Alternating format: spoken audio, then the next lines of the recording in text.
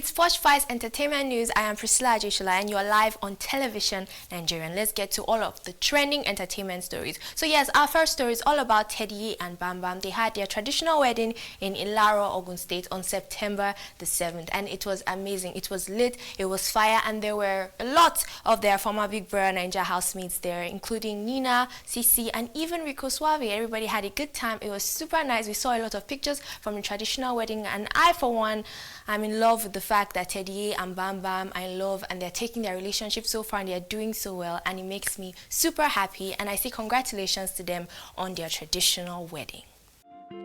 Now moving on to our next story. So this next story, at this point we thought this particular story would have died or a solution would have been met, but no. Pastor Fatoyinbo and Busola Dakolo are to appear in court within 14 days. I mean, it's crazy. Busola Dakolo, the whole thing with the rape thing, and then it has dragged on for so long, and we expected that by now there should have been a solution, but somehow it's still going on and it's still crazy. And Busola Dakolo has asked for an apology from the Koza pastor, and she has, her lawyer has brought out this whole thing with, needing an apology and everything, and talked about the fact that she as a person, the whole thing affected her, including her sex life in her marriage. That is a lot, and now they are both to appear in court in 14 days at most.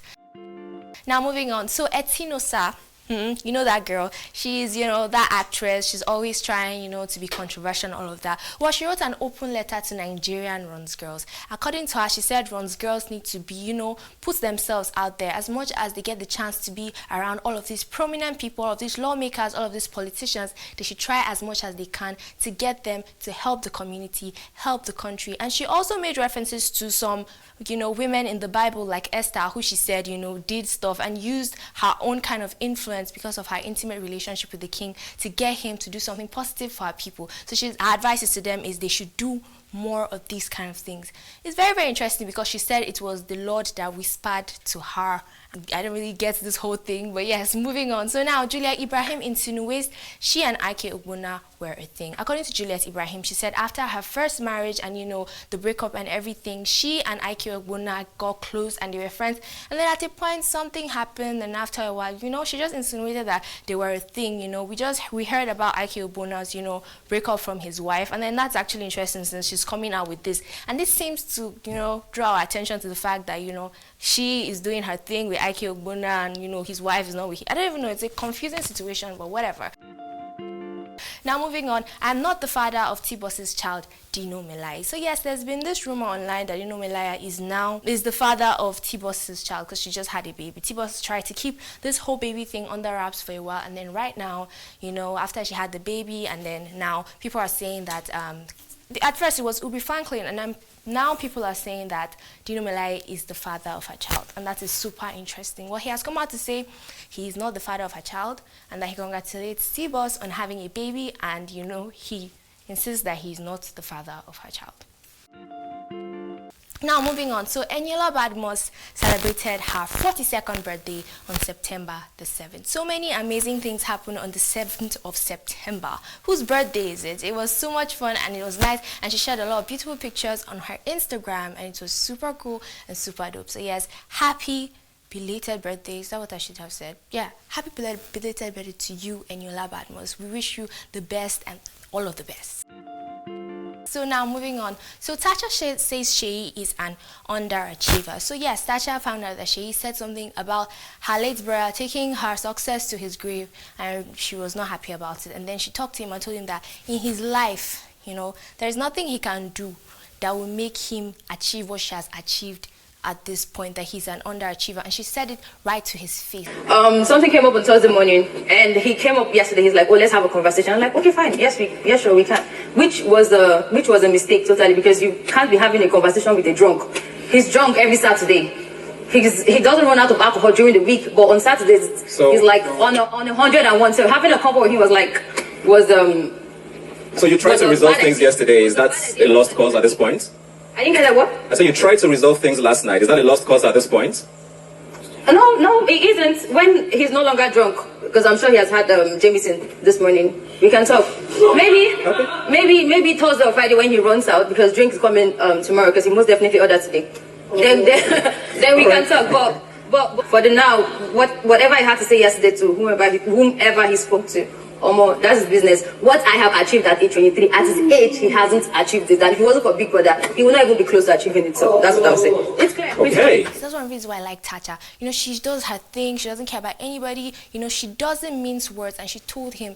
And then I feel like, come on, what is the deal with talking about somebody's dead brother taking her success to the grave? Some people are just so petty. My goodness.